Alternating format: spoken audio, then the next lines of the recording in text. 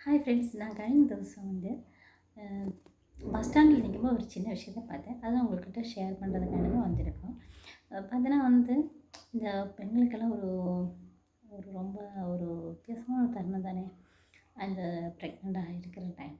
அந்த டைமில பார்த்தா நம்மளுக்கு ஏதோ மத்த டைமில வந்து நம்ம சின்ன பிள்ளைத்தனமா நம்ம நினைக்கிற விஷயங்கள, அந்த டைமில வந்து ரொம்ப ஆசையா நம்ம கேட்போம் இல்லைங்களா? அதே மாதிரி ஒரு அக்கா, ஒரு பொண்ணு ஒருத்தவங்க வந்து பஸ் ஸ்டாண்டோட அந்த கோன் ஐஸ் இருக்கு இல்லையா? இப்போ வர கோன் ஐஸ் இல்லைங்க. அந்த பழைய அந்த இப்பவும் இருக்கு. அந்த ஆரஞ்சு கலர்ல இருக்கிற அந்த கோன், அதில வந்து அந்த ஒயிட் கலர் ஐஸ்கிரீம் வச்சுட்டு, அது வந்து ஒரு சில டைம் நம்ம சாப்பிட்றதுக்கு ஆசையா இருக்கும். ஆனா, ஒரு சில டைம் பார்க்கும்போது அது வந்து ஒரு சின்ன பிள்ளைத்தனமா இருக்கும். அவங்க அந்த ஹஸ்பண்ட் வாங்கி குடுத்துட்டு, அவங்க அழகா அத சாப்பிட்டு போகும்போது, அவங்க சாப்பிட்டு போறத நான் உண்மையாலே ரசிச்சு பார்த்தேன். அந்த ரசிச்சு நான் அவங்கள பார்க்க வந்து அவங்களும் என்ன திருப்பி திரும்பி பார்த்தேன். ஆனா வந்து அது ஒரு சந்தோஷமான நிமிஷம். அந்த டைம்ல வந்து நம்ம எது கேட்டாலும் அந்த ஹஸ்பண்ட் வாங்கி கொடுக்கும்போது நம்ம அந்த கேட்குறதெல்லாம் வாங்கி கொடுக்கும்போது அந்த ஒரு சந்தோஷம் இருக்கு இல்லையா? அது வந்து சொல்ல முடியாத ஒரு விஷயம். இந்த சின்ன பொருளா இருக்கலாம்.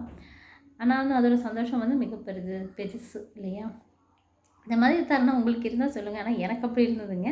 நான் என் பெரிய பையன கன்சீவா இருக்கிற டைம்ல அந்த எலந்த வடை இருக்கு இல்லையா? எங்க வீட்ல எப்பவுமே டெய்லி வரும்போது எங்க ஹஸ்பண்ட் வாங்கிட்டு வருவாரு. அது எப்பவுமே வந்து எனக்கு ஸ்டாக் வச்சிருப்பாரு அவரு. ஏன்னா வந்து எப்பப்போ ஆசைப்படுதோ அப்பப்போலாம் எடுத்து சாப்பிட்டுருந்தேன். அந்த மாதிரி தானே. உங்களுக்கும் அந்த மாதிரி அனுபவம் இருந்ததுன்னா கண்டிப்பா கமெண்ட் பண்ணுங்க. Thank you.